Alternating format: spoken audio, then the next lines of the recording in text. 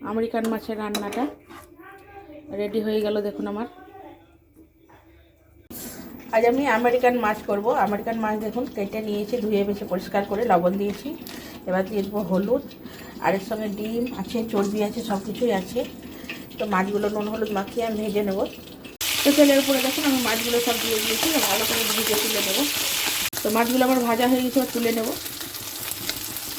তো মাছ ভাজাগুলো নামিয়ে দেখুন তেলের উপর পাঁচফোড়ন দিয়েছি। পাঁচফোড়নের উপরে আমি টমেটো, নুন, হলুদ, সামান্য একটু মিষ্টি, আদা রসুনের পেস্ট সব দিয়ে দিয়েছি। এটা ভালো করে কষে নেব।